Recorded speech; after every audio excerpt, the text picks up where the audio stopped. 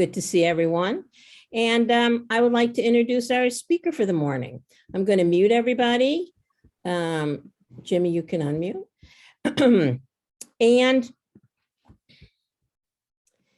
Jimmy Rothschild is a community organizer, and he joined JCUA, Jewish Council on Urban Affairs, as the lead organizer for the Housing and Economic Justice team. He's an experienced organizer with a passion for justice, a talent, team building, and keen understanding of Chicago politics.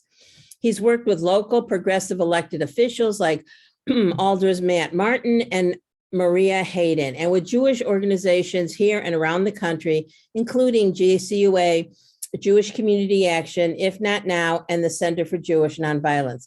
He also loves baking bread, and you can probably convince him to make you a challah or babka or sourdough rye. Well, I would be interested in the babka. And Rabbi Sarada told me that lo and behold, I picked a very auspicious weekend because Jimmy talks about housing and there's some legislation that's he's gonna tell us all about it. I'm not gonna steal his thunder. Jimmy, take it away. Great, thank you very much. I'm gonna present. The only thing that I'll add to that lovely bio is that I'm an ancestral Solel member. My dad grew up at Solel. My parents were married there many years ago. So this feels a little bit like a homecoming for me. Absolutely. Yes. And as you get to share we need one more volunteer for our the soup kitchen in Beth Emmet, and you can chat me if you're interested in coming. Okay. That was the last one for now. Great. Go ahead, Jimmy. Thank you so much. So yeah, I wanted to come and talk. Vanessa invited me very kindly to come and talk a little bit about JCUA, about some of the work we're doing on housing, and ways that you can get involved in our work. So first things first, for those of you who aren't aware, what even is JCUA? JCUA is a multiracial and intergenerational community of Jews working in coalition with other marginalized communities in Chicago and the suburbs towards racial and economic justice. We have been around since the mid-60s, and we have been doing great work in partnership with other folks throughout the city and the state for a long, long time. What that looks like, at the beginning, and this will be relevant in a moment, JCUA really got its start working on housing justice, specifically challenging the ways that the Jewish community was falling short on providing just housing to other people in the city, the ways that Jews were involved in problematic housing practices, like the process of contract buying. So JCUA helped found the Contract Buyers League, which sort of helped protect mostly Black folks who were moving into previously mostly Jewish areas, who were sort of being targeted by some predatory lending practices. And that was sort of how JCUA got started, and it built from there, building connections throughout the civil rights movement and beyond. Yeah, I think that's what I have to say here. Today, we have grown into a powerful organization that's membership-based and driven by community organizing. We organize in 3 issue areas right now, on community safety and police accountability. We worked on the Empowering Communities for Public Safety bill that passed last summer in Chicago and are currently working on implementing it. The Treatment and Not Trauma campaign, which is gonna work to send mental health professionals to mental health emergencies and not just police. We've got an immigration committee doing great work in the city and statewide, and then a housing and economic justice committee that I am working on. Our primary focus is a Chicago-specific piece of legislation called Bring Chicago Home, which I will tell you more about in a minute. And also, we are signatories to the source of income bill that I know that some of you have worked on via Solel Lakeside's partnership with Illinois RAC. We also have a lot of other organizing happening at the same time. So those are like issue-specific areas. We've got programs for youth and college students. We've got a specific caucus for Jews of color. We've got a white racial justice working group. And we also have sort of like regional base building teams that are working to try to look at the issues that are specifically relevant to people in specific areas and do strong organizing on there. So we have a renewed energy in the last year or so on our North Suburban organizing team. I will let you know at the end if you're interested in getting involved in that, who to contact and how to get involved. But the short version is we are bringing together people who are interested in economic justice, environmental justice, immigration and justice from across the North suburbs, from Evanston all the way up to through Lake County, to sort of have a home, to have a place to come together and really make powerful change at the structural level together. And we're doing similar things on the Northwest side, on the South side, and in like the Lakeview, Lincoln Park area as well, trying to build up our base there. One other thing that JCUA does that's sort of been a continuation of its housing work for the last 30 years or so is called the Community Ventures Project. It's related, it's underneath the JCUA umbrella. And essentially what CVP does is provides interest-free loans to projects throughout the city of Chicago and into the suburbs that focus on affordable housing and other community-specific projects. There's an urban farm that this project is helping fund. So that's it's one way, aside from the like structural and like legislative work that we're doing on housing, that we're really working to make change and create more affordable housing in the city. So that brings me to what's been sort of the central focus of my work for the last 6 months, which is a piece of legislation in the city of Chicago called Bring Chicago Home. What Bring Chicago Home does is seeks to address the homelessness crisis in Chicago. So we know that before the pandemic, there were around 58,000 people who were experiencing homelessness in the city of Chicago. The city itself only counts about 5,000, but that doesn't count a lot of different ways that homelessness manifests, like people who are doubled up on a friend or family member's or neighbor's couch, right? They got one foot out the door, they're an argument with their friend away from sleeping on the streets, they don't have a place of their own. So including many different kinds of homelessness, the Chicago Coalition for the Homeless estimates that there's about 60,000 homeless people in the city before the pandemic, and that there's thousands more in Northern Cook and Lake counties. We don't have that same expanded number. Those official government numbers indicate that there's probably about another 1,000 in addition to that 5,000 homeless folks in suburban Cook and Lake counties. But knowing the sort of these rates, it's probably significantly more than an additional 1,000 in Lake and suburban Cook. We also know that 80% of these people who experience homelessness in the city, at least, are Black or Latinx, right? These are we see the ways that racial injustice manifests in so many different areas of the city, and housing and homelessness itself is no exception. This is just a very you've seen this map before, this same color pattern before. This is homeless students in Chicago. We believe that about 25% of Black CPS students will experience homelessness at some point during their time. At any given point, about 10% of CPS students across racial backgrounds are experiencing homelessness. And you can see, obviously, it's darkest in the areas of the city where there are the most Black people. So we also know that the city of Chicago dedicates far, far, far less money to fighting this problem, sorry, than peer cities like Los Angeles and New York.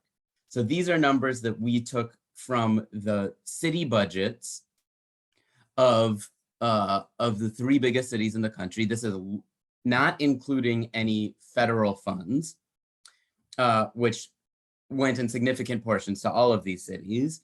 But we can see Chicago's, barely 2% of what New York dedicates to homelessness. Part of the reason that this is the case is that in the city today, there's no dedicated revenue stream that goes to homelessness, right? So there is no, year over year, there is no earmarked money for homelessness. It's sort of at the whim of the Alders when they create the budget every year to say, yeah, we're going to dedicate this amount of money to homelessness. And it's always scraps. It's always around this 25 million. I know we're going to take questions at the Yeah. end, but this one I think is a good one for right Yeah. now. How do you get the numbers of, how are the numbers for homeless figures gathered? Yeah, so that's a great question. The Chicago Coalition for the Homeless does an in-depth study at the beginning of every year. It's been made more difficult by the pandemic. So our numbers are a little bit less accurate for the last couple of years. So the city goes and physically counts people who are sleeping outside and in shelters.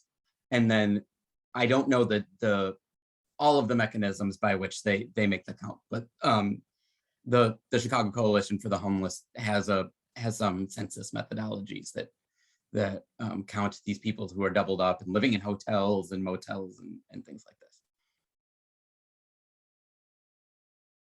this. Thank you for that question. And I can try to get more details on that if folks are interested. Oh yeah, so the city has no dedicated revenue stream. It ends up around $25 million a year. In comparison, the city's budget for policing is around actually, as a matter of fact, happens to be around this 1.8. I'm in now. Yes, so we are looking for a way to create that dedicated revenue stream. What we have determined that solution is Bring Chicago Home's solution is to increase the real estate transfer tax, which is a one-time tax. If you're not aware, that's assessed on the buyer of a piece of property when it's purchased. Currently, that in Chicago, it's very low compared to other cities. It's a flat rate of 0.75%. So $1 million property, you'd pay $7,500, right? The proposal that we have is to increase that real estate transfer tax on properties valued over $1 million in the city, which is about 4% of properties, from that 0.75%, more in line to New York, Boston, Philly, Pittsburgh, St. Louis, which would to around 2.5%, 2.65% would be the new target. So that would affect about 4% of commercial and 4% of properties, including both commercial and residential properties. The vast majority of the income itself would come from residential commercial property sales, like, the Apple store on the river and Michigan Avenue that sold for $250 million a couple of years ago, right? That would bring in $5 million, right? Of this goal, which I meant to put on this slide, but the goal, based on the last 10 years of property sales, we project that it would be about $160 million a year for homelessness. All of this money that comes in from the surtax would be earmarked for homelessness. So that's about $160 million a year, which doesn't really even come close to what Los Angeles and New York are spending, but is still much better and gets us about to what we're able to spend in 2022 with the American Rescue Plan Act funds, right? So we got money from the federal government this year specifically. We were able to do a lot of rapid rehousing and other great programs for this year, but that runs out. Essentially what Bring Chicago Home would do would be allow us to spend at that emergency level in perpetuity. So because this is a change to the tax structure, much like the fair tax campaign, which is where JCUA's involvement in Bring Chicago Home came out of. There was a lot of energy towards economic justice. And after the fair tax, we had a lot of energy, and the membership voted that they wanted to spend that energy on Bring Chicago Home. So much like Bring Chicago Home, this would be a referendum that would have to go on the ballot. City council would have to approve it to get on the ballot. It goes on the ballot, and then city council can actually enact it via ordinance. Our goal is to get this on the November 2022 midterm ballot. In order to do that, we want to pass it through city council probably this spring. So soon, like by the May city council meeting, that would give us about 6 months to run a ballot measure campaign, which we think would be sufficient to run a good one. Any less, maybe not. So right now we've got 10 alders signed on. Obviously we need to get to 26. So we've got a long way to go, but we've got a strategy and we're working on it. So of that $160 million, how would that money actually be used to address homelessness? The vast majority of it would go to permanent supportive housing, which is to say housing that does not have restrictions on income, on drug use, on any of things like that. So it's unrestricted, it's permanent, and it includes services that address the root causes of the individual's homelessness, right? So there's mental health services available to the people either in the building or nearby, job training, drug treatment, etc. It would also include things like the preservation of existing naturally occurring affordable housing, like single room occupancy hotels, which have been a great transition into housing for a lot of people who've been living on the streets or in shelters, and are rapidly disappearing in the city. The building and creation of new affordable housing structures, vouchers, homelessness prevention, which includes, targeted rental assistance to people on the brink of homelessness, and then looking at all these many different ways that we can pair affordable housing with services. We have another great question. Yeah. How does New York raise all of that billions of dollars? Yeah, so that is a great question. It's my understanding is that there is, I can't remember the details right now. I know there is some like property related tax that goes directly into housing. I don't know if it's the real estate transfer tax or property taxes or something else.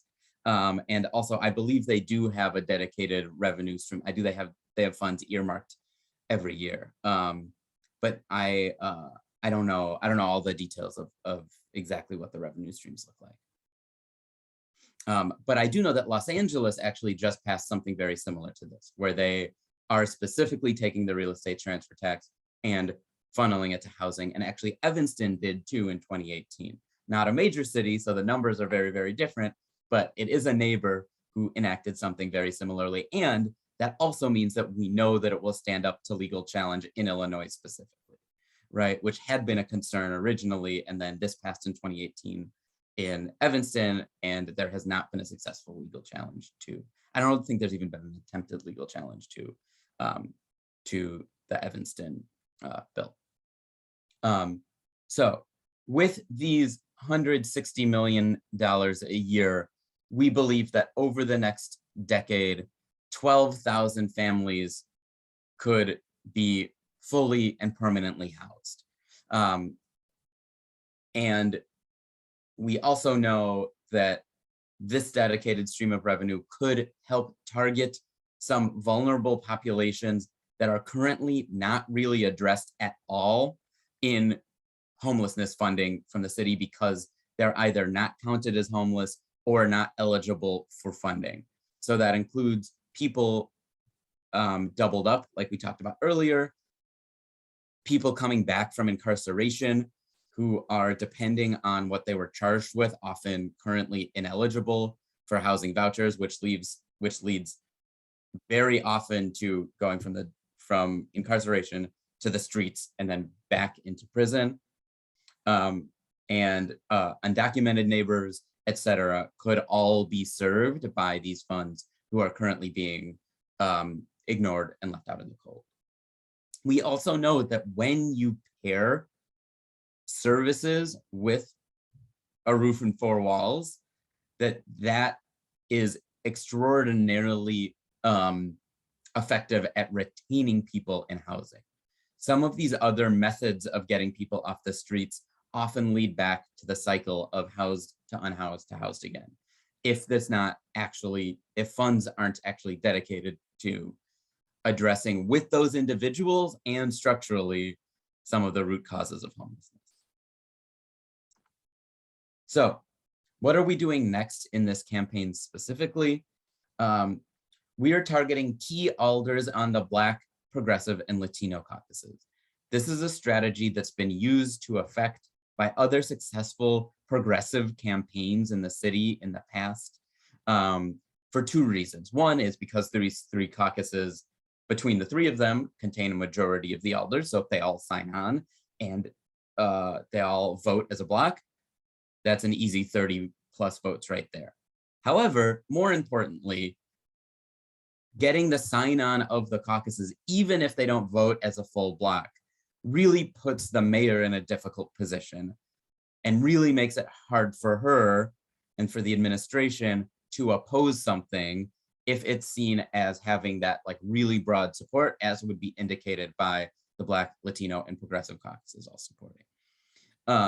Right now, the mayor really is our major block. She does not want this to happen. She seems willing potentially to entertain an increase, even a significant increase in the real estate transfer tax, but she wants that all to go into the general fund, right? And we know that that was a big concern that people had with the fair tax, right? I don't know how many of you all canvassed or phone banked for the fair tax, but the idea that the money was just going into the hands of the politicians was one of the biggest pieces of pushback I saw. And the Chicago Coalition for the Homeless has done a lot of polling that shows that if you tell people this money is being used for this specifically, then support goes way up, particularly if it's something like homelessness. So getting that caucus support is our key strategy going forwards. We've had meetings with the Progressive Caucus and the Black Caucus in the last couple of weeks that seem really promising. And we're trying to get on the agenda of the Latino Caucus. It's a little difficult. I don't know how tuned in you are to all of the like ward remap drama that's happening in the city, but that's taking up a lot of the political energy of and so it's been a little bit more of a struggle than we anticipated. But to that end, to the end of targeting these key alders, we've identified a couple of specific neighborhoods where there is overlap between wards with multiple alders whom we're trying to target. And we're holding town halls over the course of the next 2 weeks there. I'm not telling you have to schlep into the city, but if you are interested in doing it, I would love to see you there. We are in charge of hosting the one in Hyde Park, targeting Alders Sophia King, who's the chair of the Progressive Caucus and sits on the Black Caucus, and Leslie Hairston, who is also on both. That's going to be in Hyde Park at KAM Isaiah Israel on Wednesday. There is also one on the north side in like Uptown and Edgewater. There's one in the northwest side in West Rogers Park.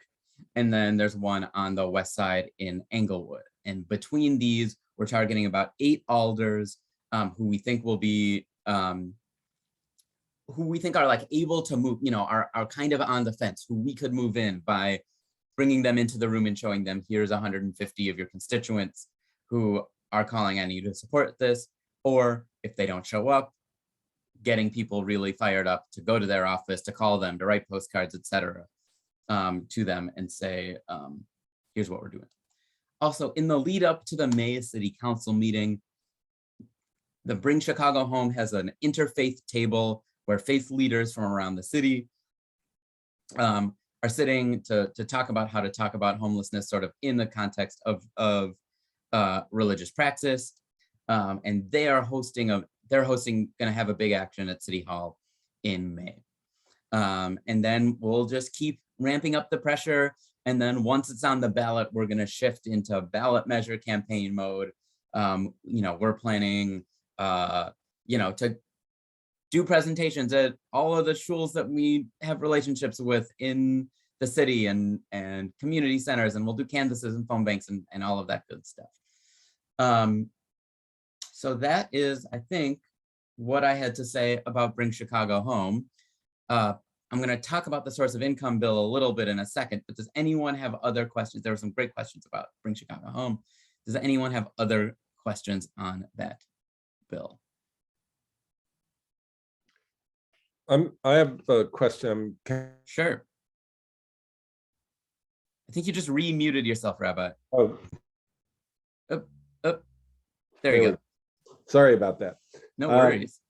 The question is, assuming we can get this passed, how do we keep the city from cutting the funding that it's currently doing, to say, oh, well, now we have this dedicated fund, we can take this 25 million and put it somewhere else? Yeah, that's a fabulous question. I know that there is a team of people sort of on the, who sits on the Bring Chicago Home Coalition, who are currently working on like the specifics of implementation. And that would include, right, like how do we keep this money dedicated and exactly how is it going to be, what community organizations are going to actually receive the funds and things like that. So there's plans being drawn up. I don't know that there's plans sort of ready for the public on exactly how do we make sure that 25 doesn't go away and that it stays, it's 185, 190 perpetually. Yeah, that's a really good question. Okay. Yeah. Glad someone's working on it. Yes.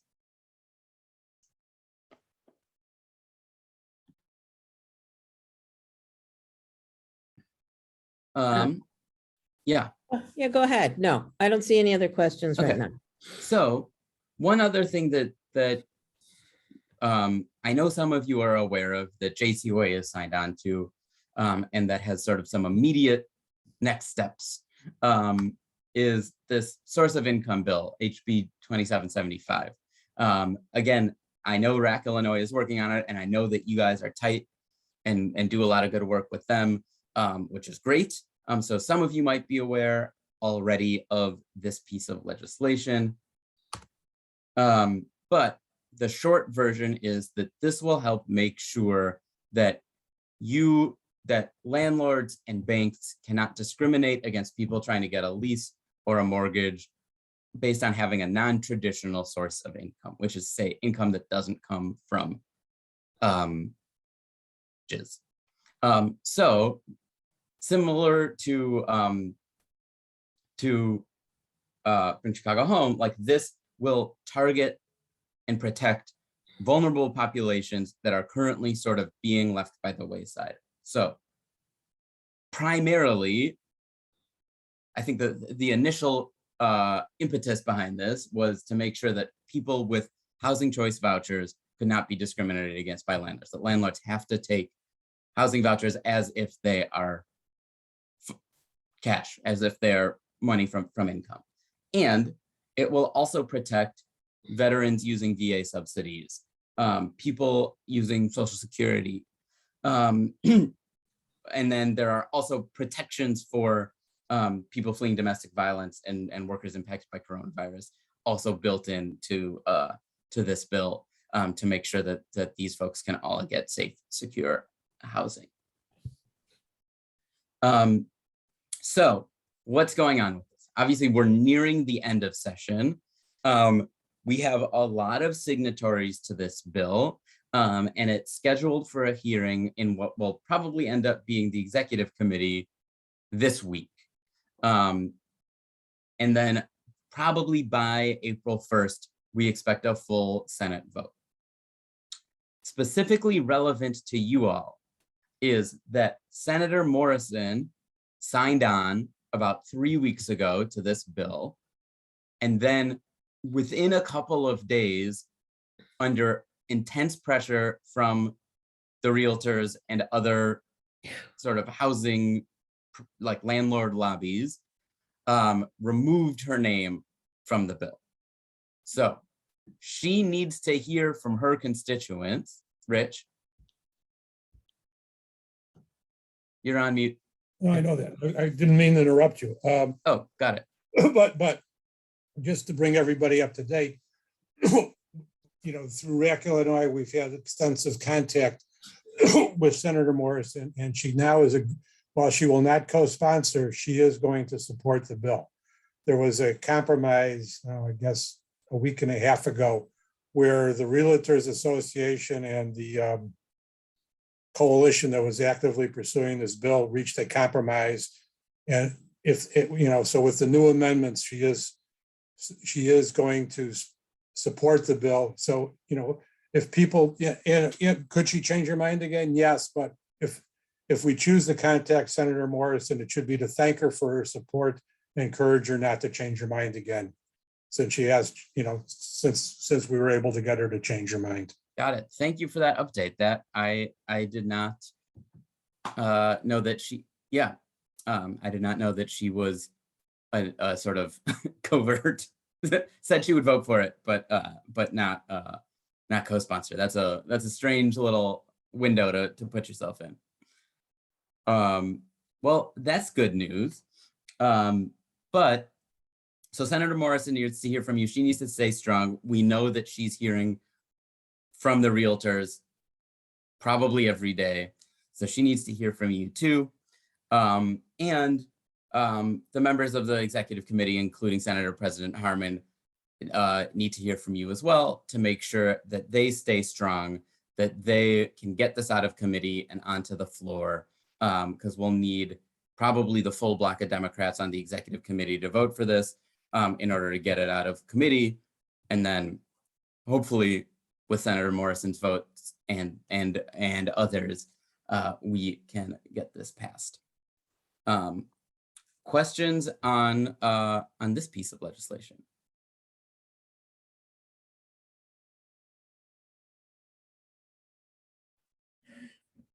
Okay.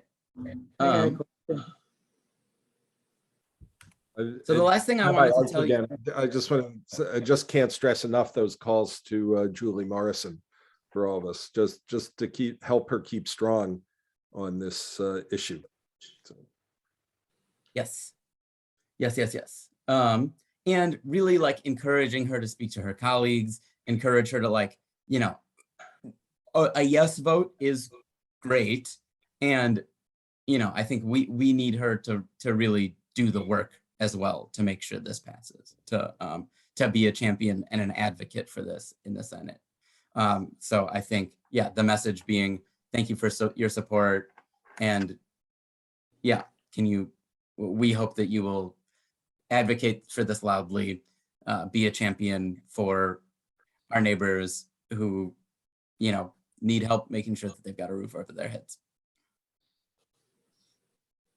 I have a question. Could you make that connection a little even more clear between these two bills? Because, one keeps people from being homeless. The other is to address the needs of the homeless, right? So It seems to me that they're very connected. Yeah, absolutely. Yes. And I think you hit the nail on the head, right? Like these are both, I think one of the main things for me, right, that the last 2 years have elucidated is the way that people are on housing and in other issues, but particularly on housing, right? That people are just being allowed to fall through the cracks, right? That our social safety net, that our systems of support are full of holes, and that that our city and our state do a lot to support, people in need, and often it's the most vulnerable that who need our help the most, who aren't able to receive it, right? And so by making sure that we have funding for homelessness services, by making sure that landlords and the bank can't discriminate against people who are looking for housing, right? We are allowing for some of that structure that keeps the people on the margins at the margins to crumble a little bit, and to allow people into our housing and into our communities, right? When people don't have safe and secure housing, they can't put down roots, right? They can't feel like they are building a sense of home and a sense of community. And if there's one through line for me that has like driven me through my organizing and my activism for the last 8 years, it's been this question specifically of like, how do we build communities that are thriving? How do we build communities and neighborhoods where people feel like they have stake, where they can put down roots? I think that for me comes from my Jewish background, right? It comes from my grandmother having been a refugee, right? From having to flee Prague in 1939 and come here, and seeing the way that lack of stability, that lack of a home, affected that, and really trying to build up communities both where people aren't forced out of their homes, whether it's by fascism or by sort of unchecked capitalism and greedy landlords and banks, right? That like all of this is the same project for me. We have a question or comment from Elaine. Elaine, go ahead. Yes. Yeah, I read recently cities such as San Francisco and Seattle are breaking up their tent communities. And I don't know if they have a plan where to move these people, but are there situations like that in Chicago and in the area here? Yeah, unfortunately there are, right? Like, I think it's not, thankfully it hasn't been as aggressive as it has been in Los Angeles and San Francisco and Seattle. And I've got some friends who are doing housing work in Minneapolis, and they're doing some of that too. But it does happen that some of these tent cities are cleared. And it's almost always the case that these people don't have anywhere, that they're not doing it with any real meaningful sense of giving these people another place to go, and certainly not a place where these people who've built community together in these tent cities can go and maintain that sense of community, right? So it's hard and it's a challenge, and that's one of the things that I really appreciate about sort of the breadth of Bring Chicago Home, which seeks to like really fund a diversity of different types of housing, that people can come and be housed in a way that makes sense for them and that meets their material and broader needs. But besides housing, are there resources for them to try to get a job or have the proper clothing to go and get interview for a job? They need other help besides housing. Right, exactly. And that's sort of what this model of supportive housing, right, of permanent housing with supportive services addresses, right, where all of that stuff will be made available to these individuals, usually on site. or often on site. Can you there's a- elaborate why Lori Lightfoot is not in favor of this? And what about Governor Pritzker? Does he have a stance on it? Good question. Yeah, so the governor is supportive, right? And I think also like he has not made it a priority because it's a city thing. There had been some talk of like trying to get this passed in Springfield rather than on the ballot, which was an initial possibility, but actually in more fun Senator Harmon news, he basically said nothing that generates new revenue is getting through the Senate this year. So, you know, even the Democrats in the Senate sort of seem to block that path for us to go through Springfield. So the governor was supportive of it when we were talking about going down through Springfield, but he hasn't been a real vocal champion for it. And yeah, I mean, I think that's part of the mayor's opposition is you know, it's expensive, right? I mean, it's to use all of these funds for homelessness is a lot to ask of the mayor who has so many priorities. At the end of the day, though, it's not her idea, and that's why she's not supporting it, right? It's something that we've seen time and time again, is that the mayor will support things that come out of the administration, that come out of her office, and even things that she's said that she agrees with. Earlier in this administration, on the campaign trail, she will oppose if it's proposed by someone else. Because yeah, that's the kind of mayor that unfortunately she has turned out to be. I see a hand. Yeah, Evie, go ahead. Yeah. I unmuted you. Could you please explain, and maybe this isn't within your purview, but how a homeless or perhaps even an about to be homeless person knows what the first step is, where they would go, what resources are available for them to even know what might be available, and just the logistics. Yeah, so that is I think a little bit beyond me. I think yeah, it's hard, right? It's really, really, really hard. I think there's a lot of word of mouth in these communities that are vulnerable.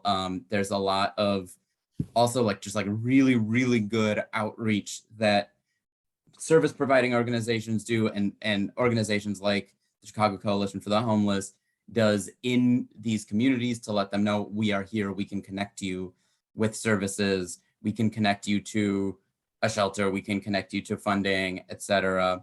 And I also like, honestly, I think that it's my understanding that like a portion of this $160 million, a small portion, but a portion nonetheless, is going to go to like outreach and advertising and things like that, so that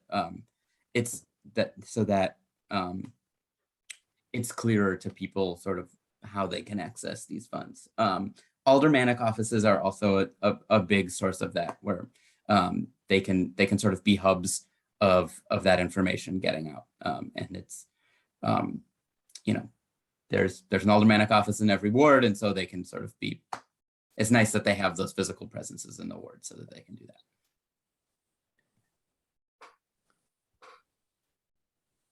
that. Other questions? Yes, I'm sorry, I'm on a cell phone, so I Sure. don't have, for Vanessa, the participant, I don't see my reaction. So is it okay to speak? Absolutely, go ahead. Okay. I just wondered, I've had the experience with somebody that I know who, he and his friend decided that they weren't interested in conforming to society. So they decided to pick up their life and just become homeless. And I really worried about them. And I spoke to somebody professional, and they said, don't worry about them. They're happy making that choice, and they're they like their life. And that really disturbed me, because how do we separate people like that who are body able, mentally able? Of course, sounds like they're a little imbalanced, but not really as ill as those who are mentally ill, who I have so much regard and respect for when they can't make healthy choices. How do we weed those people who are taking advantage of our system so that they can be part of a world that they really aren't fit? It's not 100% necessary for them, and we're providing for them as well. That's a good question, and I feel like that's a big philosophical question in some ways, right? On in general, you know, how do we think about how we spend our money that goes towards helping people, whether it's with housing or other issues. I mean, I guess I have two answers for you. I think one is, you know, no one is going to force these people, you know, no one's going to be forcing people to like go in, you know, to receive housing, right? If someone wants to live in a tent, you know, I think they can live in a tent. They're not going to be forced into a permanent supportive housing building. At the same time, I think, you know, we have to provide the money to house people. And I think I'd rather pick up a few extra people in that mix that maybe have the means otherwise, and you know, then err on the other side and leave some people out in the cold. I think there's always going to be that calculus. And if we're providing support to a handful of people who might have some other ways of getting it, I think that's probably okay. But that's just me. Yeah. Well, that's it's not just you, it's the Talmud as well. It's the Talmud. I was say that's who we are, and that's exactly, Rabbi. Thank you for speaking up. Yeah, But, it's just important to understand that the Talmud says not to walk past a person, you know, who needs help because you think they don't really need it, right? So, you know, and says it's better to give to somebody like that who doesn't really need it than to walk past someone who truly does. So, right. Well, fast forward with this story. These two young men were eating out of garbage cans and waiting for people to finish food in order to not be hungry.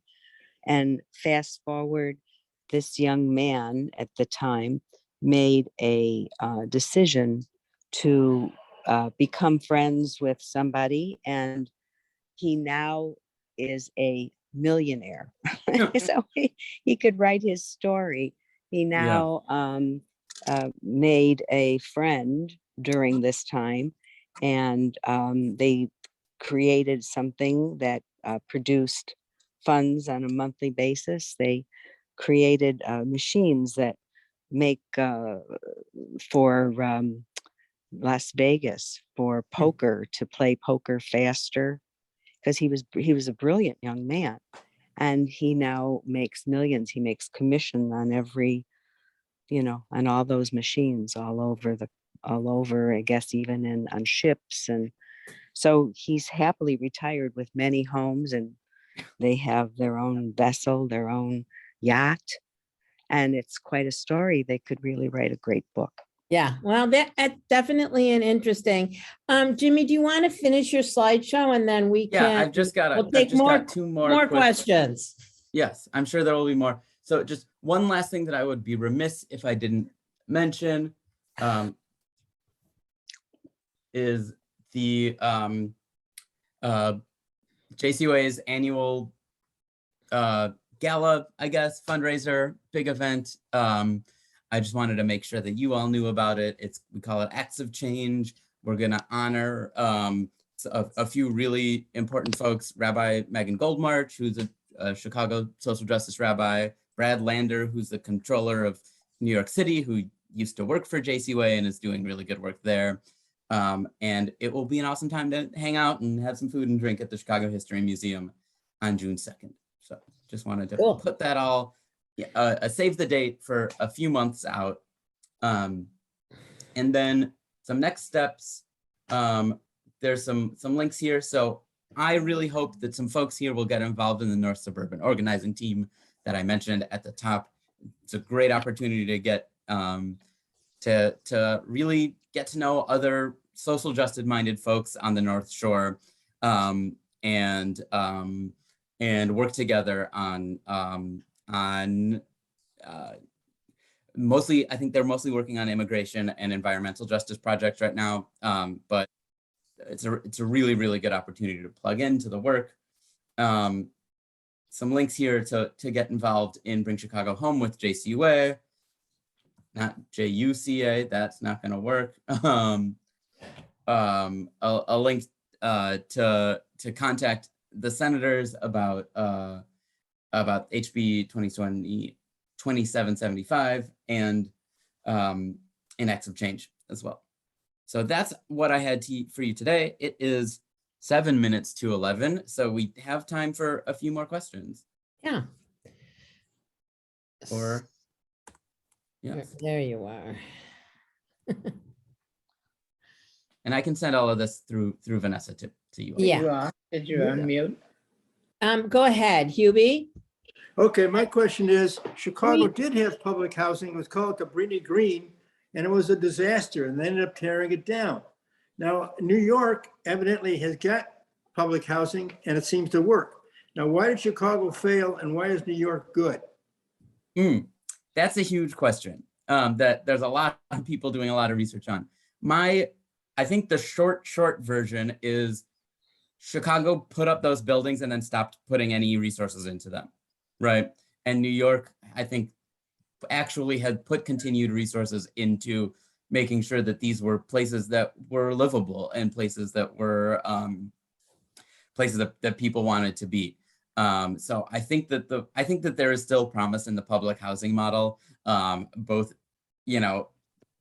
buildings that are all or almost all, projects like Cabrini Green. I think there's with proper investment, I think there's models for that, and then scatter site public housing as well, which has been, I think, more enduringly successful, although also underutilized in Chicago, where there are public housing units in other buildings or public housing single family homes in neighborhoods.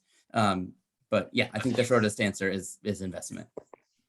And I don't believe that there's any like pure public housing that's sort of like in the plans of how Bring Chicago Homes plans to spend the money, but I am not 100% sure on that.